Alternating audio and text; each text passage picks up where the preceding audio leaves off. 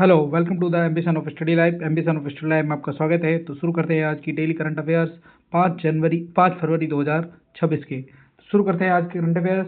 तो कल की डेली क्विज का क्वेश्चन था आपका, वो था पेन्या नदी से जुड़ा जल विवाद किन दो राज्यों के बीच में है? तमिलनाडु कर्नाटक, केरल कर्नाटक, तेलंगाना तमिलनाडु, आंध्र प्रदेश तमिलनाडु। तो किस राज्य के बीच में है? तमिलनाडु और कर्नाटक के बीच में ये पेन्यार नदी के बीच का जल विवाद चल रहा है। तो हाल ही में उच्चतम न्यायालय ने पेन्यार नदी जल विवाद के समाधान के उद्देश्य से न्यायाधिकरण गठित करने के लिए केंद्र सरकार को 3 माह का समय दे दिया है। पेन्यार नदी जल विवाद तमिलनाडु और कर्नाटक के बीच अंतर्राज्यीय नदी जल विवाद है। कर्नाटक कोलार जिले में मार्कंडे नदी पर एक बांध का निर्माण कर रहा है। मार्कंडे नदी पोन्यार नदी की सहायक नदी है और पोन्यार नदी का एक बड़ा हिस्सा तमिलनाडु में प्रवाहित होता है। तमिलनाडु का तर्क है कि पोन्यार की किसी भी सहायक नदी पर अगर बांध निर्मित किया गया तो कोई भी जलाशय अंतर्राज्यीय जल विवाद अधिनियम का उल्लंघन है। तेलंगाना में बड़ी संख्या में लोग सिंचाई करते हैं और पानी पीने के लिए पोन्यार नदी पर निर्भर है। इस पर बांध निर्माण से कृष्णगिरी, धर्मपुरी, तिरुवन्नामलाई, विल्लुपुरम और कुड्डलूर जिलों के लाखों किसानों की आजीविका प्रभावित हो जाएगी। तमिलनाडु का तर्क है कि नदी जल वर्ष 1892 का समझौता पक्षकारों पर वैध और बाध्यकारी था। नदियों के जल को लेकर राज्यों में चल रहे विवाद को सुलझाने के लिए संसद में 2 कानून पारित हुए। संविधान का अनुच्छेद 262 अंतर्राज्यीय विवादों और के न्याय और निर्णय से संबंधित है। जो 2 कानून पारित हुए थे वो था एक नदी बोर्ड अधिनियम 1956 और अंतर्राज्यीय जल विवाद अधिनियम 1956। इसके अलावा पोन्यार नदी के बारे में यही है कि पोन्यार नदी ये पूर्वी कर्नाटक के चेन्ना कासेवा पहाड़ियों में नंदीदुर्ग पर्वत के पूर्वी ढलान पर दक्षिण पिनकिम के रूप में निकलती है। ये कर्नाटक के माध्यम से उत्तर पश्चिमी तमिलनाडु में 50 किलोमीटर दक्षिण की ओर बहती है तथा दक्षिण पूर्व की ओर मुड़ती है और कुड्डालूर में बंगाल की खाड़ी में प्रवेश करने के लिए लगभग 320 किलोमीटर की दूरी तय करती है। जबकि इसकी सहायक नदी मार्कंडे, चिन्नार, वाणियार और पम्बन है। तो आज की करंट अफेयर्स का पहला क्वेश्चन हो गया, प्रौद्योगिकी और व तकनीक पर रणनीति पर आधारित तीसरे फ्यूचर वारफेयर कोर्स का उद्घाटन कहाँ किया गया? नई दिल्ली, मुंबई, जोधपुर और कोलकाता। तो कहाँ पर किया गया? नई दिल्ली में किया गया। त्रिसेवा पर आधारित तीसरा फ्यूचर वारफेयर कोर्स नई दिल्ली में उद्घाटित किया गया। त्रिसेवा फ्यूचर वारफेयर का कोर्स तीसरा संस्करण 2 से 25 फरवरी 2026 तक माणक्सा सेंटर नई दिल्ली में आयोजित हुआ। ये course headquarter integrated defence staff और centre for joint warfare studies के सहयोग से हुआ, जिसमें युद्ध रणनीति और तकनीकी बदलाव और उन्नत पाठ्यक्रम शामिल है। Question number 2, airports authority of India की पहली महिला डायरेक्टर किसे नियुक्त किया गया है? अंजलि वर्मा, सुजाता चौधरी, ऋतु मल्होत्रा और निवेदिता दुबे। तो किसको किया गया है? निवेदिता दुबे को। ये है आपकी निवेदिता दुबे। तो निवेदिता दुबे ने 30 जनवरी से एयरपोर्ट अथॉरिटी ऑफ इंडिया में सदस्य मानव संसाधन के रूप में कार्यभार संभाल लिया है। इस नियुक्ति के साथ ही एआई बोर्ड के इस महत्वपूर्ण पद पर नियुक्त होने वाली वह पहली महिला बन गई है। एयरपोर्ट्स अथॉरिटी ऑफ इंडिया नागरिक उड्डयन मंत्रालय के अधीन ये एक प्रमुख सहकारी संस्था है जो 1 अप्रैल 1995 से भारत में 130 से अधिक हवाई अड्डों और नागरिक क्षेत्रों का विकास, प्रबंधन और आधुनिकीकरण करती है। एआई का मुख्यालय नई दिल्ली के राजीव गांधी भवन सफदरजंग हवाई अड्डा में स्थित है और वर्तमान अध्यक्ष इसके श्री विपिन कुमार हैं। तो निदेशक कौन बनी है अभी? Nivedita Dubey. Question number 3, panchayat advancement index 2.0 में पहला स्थान किसे दिया गया है? उड़ीसा, त्रिपुरा, आंध्र प्रदेश और तमिलनाडु। तो किसे दिया गया है? त्रिपुरा को PAI 2.0 में पहला स्थान प्राप्त हुआ है। टॉप 5 ग्राम पंचायतों में 2.5 लाख टॉप 5 ग्राम पंचायतों में से टॉप 3 ग्राम पंचायत त्रिपुरा की हैं। तो स्थानीय स्वशासन को संवैधानिक ताकत 73वें संविधान संशोधन के बाद मिली, जब पंचायती राज संस्थाओं को औपचारिक दर्जा दिया गया।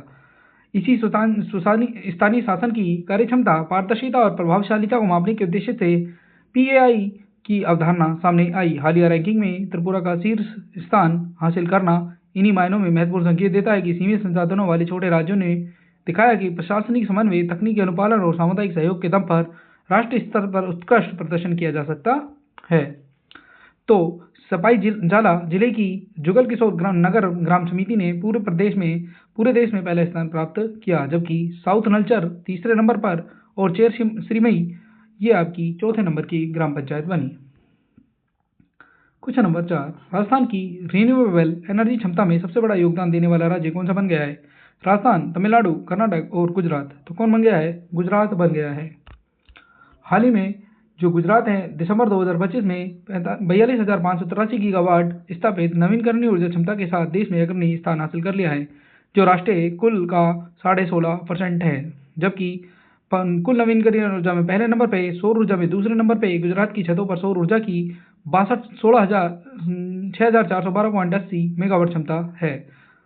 दिसंबर 2025 तक 25,529 मेगावाट स्थापित सौर ऊर्जा के साथ गुजरात एक मुख्य सौर ऊर्जा हब के रूप में उभरा है। इसके जो सौर पार्क हैं वो चरंका, राधासैनंदा और कोलेरा में हैं, जबकि खावड़ा में विश्व का सबसे बड़ा नवीनकरणीय ऊर्जा पार्क भी बन रहा है। क्वेश्चन नंबर 5, छोटे व्यापारियों को डिजिटल रूप से मजबूत करने के लिए हाल ही में किस राज्य सरकार ने पिल्लू AI लॉन्च किया? आंध्र प्रदेश, केरल, मध्य प्रदेश और जम्मू कश्मीर। तो ये हैं आपके आंध्र प्रदेश के मुख्यमंत्री एन चंद्रबाबू नायडू। इन्होंने ही पिल्लू AI ऐप लॉन्च किया। तो हाल ही में आंध्र प्रदेश के मुख्यमंत्री एन चंद्रबाबू नायडू ने आवाज आधारित बिलिंग और अकाउंटिंग एप्लीकेशन पिल्लू AI का शुभारंभ किया। पिल्लू AI एक AI संचालित डिजिटल अकाउंटिंग एजेंट है, जिसे छोटे व्यवसाय के लिए वित्तीय प्रबंधन को सरल बनाने के लिए डिजाइन किया गया है। अपनी मातृभाषा बोलकर ही चालान बनाने, बिक्री और भुगतान को दर्ज करने, बैलेंस शीट तैयार करने के लिए आपको सुविधा उपलब्ध कराता है। ये ऐप 5 भाषाओं को सपोर्ट करता है। तो इसके अलावा अगर हम बात करें आंध्र प्रदेश के मुख्यमंत्री कौन है? चंद्रबाबू नायडू। राज्यपाल एस अब्दुल वजीर। राजधानी अमरावती। राष्ट्रीय उद्यान वेंकटेश्वर राष्ट्रीय उद्यान, पापीकोंडा राष्ट्रीय उद्यान। वन्यजीव में कोरिंगा, पुलिकट झील, कबलाकोंडा, सीलापाड़ू और इसके अलावा कृष्णा वन्यजीव अभ्यारण्य शामिल हैं। इससे पहले आंध्र प्रदेश एक नया अंतरिक्ष बंदरगाह बनाने की बात कर रहा था, जिसका नाम है होप द्वीप बंदरगाह। कौन सा? होप द्वीप बंदरगाह पर नया अंतरिक्ष बंदरगाह घोषित किया गया। क्वेश्चन नंबर 6, रेलवे बोर्ड के सदस्य के रूप में संचालन और व्यवसाय विकास के रूप में किसने कार्यभार ग्रहण किया है? दिवाकर जयंत, सतीश कुमार, हरिशंकर वर्मा, पी उपाध्याय। तो हाल ही में रेलवे बोर्ड के सदस्य संचालन और व्यवसाय विकास के रूप में जो कार्यभार है वो हरिशंकर वर्मा ने किया है। इनसे पहले जो इस बोर्ड के सदस्य हुआ करते थे वो थे पी उपाध्याय। उन पी उपाध्याय की जगह हरिशंकर वर्मा जी ने कार्य ग्रहण किया है। इसके अलावा अगर हम बात करें रेलवे बोर्ड के जो मंत्री हैं, रेलवे मंत्री, वो कौन है? अश्विनी कुमार। कौन है? अश्विनी वैष्णव। श्री हरिशंकर वर्मा जो 1987 बैच के भारतीय रेलवे यातायात सेवा अधिकारी हैं, ने रेलवे बोर्ड में सदस्य, संचालन, व्यवसाय विकास और भारत सरकार के पदेन सचिव के रूप में कार्यभार ग्रहण किया है। सेंट्रल रेलवे मुंबई में मुख्य यातायात प्रबंधक, हुबली दक्षिण पश्चिमी रेलवे में प्रधान मुख्य परिचालन प्रबंधक और भारतीय रेलवे परिवहन प्रबंधन संस्थान लखनऊ में महानिदेशक के रूप में भी कार्य कर चुके हैं और इन्हें माननीय रेल मंत्री पुरस्कार के साथ साथ कई महाप्रबंधक GM स्तर के अवार्ड भी प्राप्त हुए हैं। मंत्रिमंडल मंत्री आपको पता है अश्विनी वैष्णव, राज्य मंत्री वी सोमन्ना और राउडी सिंह भट्टो, जबकि रेलवे बोर्ड के जो CEO है वो है आपके सतीश कुमार। क्वेश्चन नंबर 7, एशियाई राइफल पिस्टल शूटिंग चैंपियनशिप 2026 का आयोजन कहाँ पर हुआ? चेन्नई, अहमदाबाद, कोलकाता, नई दिल्ली। तो नई दिल्ली के करनी सिंह शूटिंग स्टेडियम में ये आयोजन हुआ। हाल ही में डॉक्टर करनी सिंह शूटिंग रेंज नई दिल्ली में एशियाई राइफल और पिस्टल शूटिंग चैंपियनशिप 2026 का आधिकारिक तौर पर शुभारंभ किया गया। 10 metre, 25 metre, 50 metre rifle pistol प्रतियोगिता आयोजित की जा रही है। एशिया के 17 देश में भागीदारी निभाएंगे।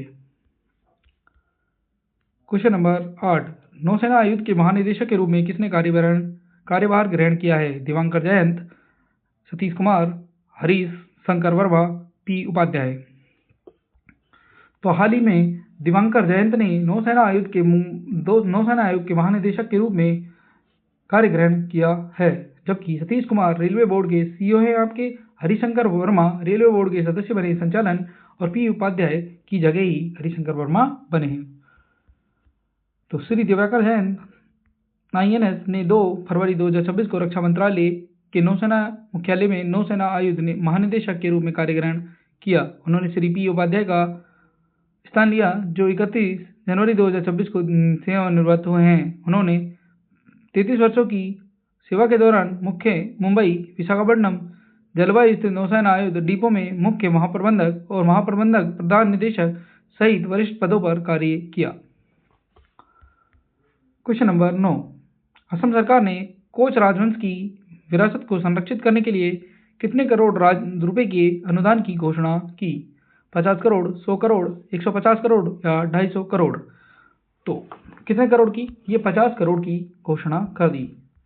तो असम के मुख्यमंत्री हिमंता बिस्वा शर्मा ने दरांग जिले में महावीर चिलाराय दिवस समारोह के दौरान कोच राजवंश के दरांग राजाओं की विरासत को संरक्षित और पुनर्स्थापित करने के लिए 50 करोड़ के अनुदान की घोषणा की। इन अनुदान का उद्देश्य कोच राजवंश के दरांग साम्राज्य से जुड़े शाही स्थलों, स्मारकों और सांस्कृतिक धरोहरों का जीर्णोद्धार करना है। तो इस राजवंश की स्थापना बिस्वा सिंघा ने 1515 में की, जबकि महाराज नरनारायण के शासनकाल में ये अपने चरम पर पहुंचा। महाराज नरनारायण के भाई महावीर चिलाराय को असम के महानतम सैनिक कमांडरों में से एक के रूप में याद किया जाता है। उन्होंने अपने मजबूत थल और नौसैनिक बल का निर्माण किया। अहोम, कचारी, जयंत, त्रिपुरा, सिलहट क्षेत्रों में कोच प्रभाव का विस्तार किया। कामाख्या और हरगिरी माता मंदिर जैसे महत्वपूर्ण मंदिरों का पुनर्निर्माण करवाया, जिससे असम की आध्यात्मिक और सांस्कृतिक विरासत मजबूत हुई। अन्य घोषणाओं में दरांग साम्राज्य के महाराज कृष्ण नारायण की प्रतिमा का भी अनावरण शामिल है। मंगलदेई और गोलाघाट में चिलाराय भवनों का उद्घाटन किया जाएगा। अमीन गांव में अखिल असम कोच राजबंगोजी सम्मेलनी के लिए भूमि आवंटन, एक कार्यालय के निर्माण की घोषणा। इसके अलावा कोच बिहार, जो कि 1975 में ब्रिटिश रियासत का हिस्सा बन गया, अंत भारत में विलय हुआ 1956 में। 50 करोड़ की ये विरासत असम की व्यापक रणनीति को दर्शाएगी। असम के मुख्यमंत्री हिमंता बिस्वा शर्मा, राज्यपाल लक्ष्मण प्रसाद आचार्य, असम की राजधानी दिसपुर। असम के राष्ट्रीय उद्यानों के बारे में बात करें, काजीरंगा, मानस और डिब्रू साइखोवा। इसके अलावा पवितरा वन्यजीव ओरांग राष्ट्रीय उद्यान, बुरा चापोरी वन्यजीव अभ्यारण्य, नामेरी वन्यजीव अभ्यारण्य। क्वेश्चन नंबर 10 की बात कर लें। रक्षा विभाग में कौन नए निदेशक की नियुक्त हुए हैं? सर्वेश रंजन, एम अनीता, सिमरन बाला और निवेदिता दुबे। तो कौन हुए हैं? एम अनीता बनी है रक्षा विभाग में नई निदेशक। Sarvesh Ranjan union bank of India के नए जनरल चीफ मैनेजर नियुक्त हुए। सिमरन बाला राजौरी की रहने वाली एक लड़की है। सिमरन बाला CISF की महिला टुकड़ी का नेतृत्व करने वाली पहली महिला पुरुष टुकड़ी का। इसके अलावा निवेदिता दुबे ये AI के निदेशक के रूप में शामिल हुई हैं। एम अनीता की नियुक्ति सिविल सेवा बोर्ड की औपचारिक सिफारिश के बाद कर दी गई। यह वर्तमान में जहां निवेशक और सार्वजनिक परिसंपत्ति प्रबंधन विभाग निदेशक के रूप में कार्यरत है, वहीं से ये अब नया रक्षा विभाग में पदभार ग्रहण करेगी। क्वेश्चन नंबर 11, पैमाना पोर्टल किस मंत्रालय के द्वारा शुरू किया गया? ग्रामीण विकास मंत्रालय, सांख्यिकी मंत्रालय, गृह मंत्रालय या वित्त मंत्रालय? तो किस मंत्रालय के द्वारा? सांख्यिकी मंत्रालय के द्वारा पैमाना पोर्टल शुरू किया गया। सांख्यिकी मंत्रालय के द्वारा 150 करोड़ से अधिक लागत वाले केंद्रीय क्षेत्र और अवसंरचना परियोजनाओं के लिए पैमाना नामक एक नया वेब आधारित निगरानी पोर्टल शुरू किया गया है, जिसकी फुल फॉर्म है project assessment infrastructure monitoring and analytics for national building portal. ये बड़े अवसंरचना परियोजनाओं की निगरानी के लिए केंद्रीकृत डिजिटल मंच है। क्वेश्चन नंबर 12, विश्व कैंसर दिवस हर साल कब मनाया जाता है? 1 फरवरी, 2 फरवरी, 3 फरवरी, 4 फरवरी? तो 4 फरवरी को कैंसर दिवस मनाया जाता है। विश्व कैंसर दिवस हर साल 4 फरवरी को मनाया जाता है। सन 2000 से हम ये दिवस मनाते हुए आ रहे हैं, जबकि इसकी थीम है यूनाइटेड बाई यूनिक। इस साल की इसकी थीम रखी गई है, जो 2025 से लेकर 2027 3 वर्षों के लिए थीम रखी गई है। इसके अलावा 4 फरवरी को ही एक दिवस और मनाया जाता है, जिसका नाम है अंतर्राष्ट्रीय मानव बंधुत्व दिवस। ये भी 4 फरवरी को ही मनाया जाता है, जिसकी थीम विभाजन के बजाय संवाद रखी गई है। इसकी शुरुआत 2019 में हुई।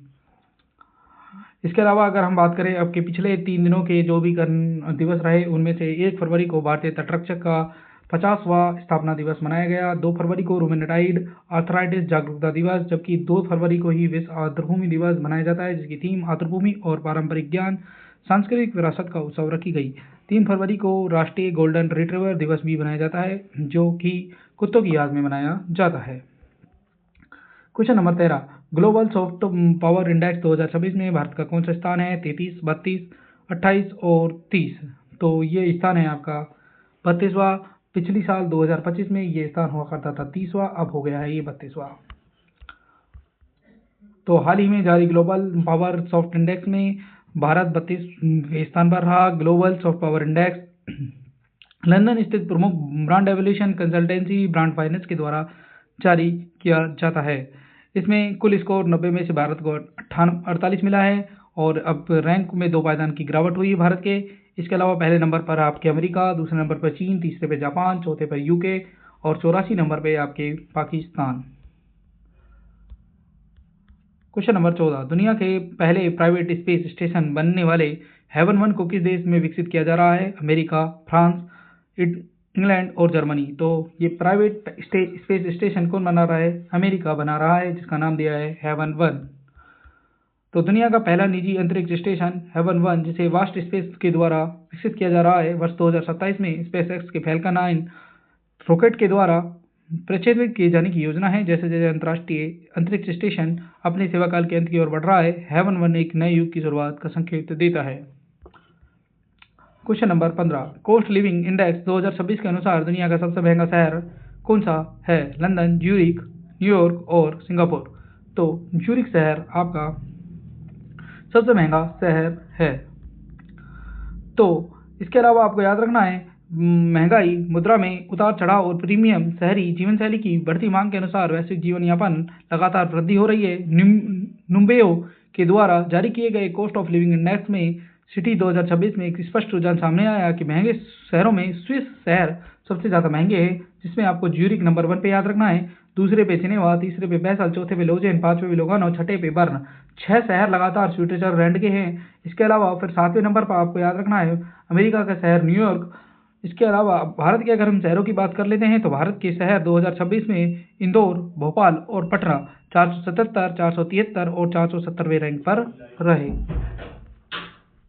आज की डेली करंट अफेयर्स का आज का क्वेश्चन, जिसका आंसर आपको कमेंट बॉक्स में करना है, जिसका क्वेश्चन है, किसने गहरे समुद्र की तलछट से दुर्लभ पृथ्वी खनिजों को सफलतापूर्वक पुनर्प्राप्त कर लिया है? चीन, जापान, फ्रांस और भारत। इसका आंसर आप कमेंट बॉक्स में हमें कमेंट करके बताएंगे।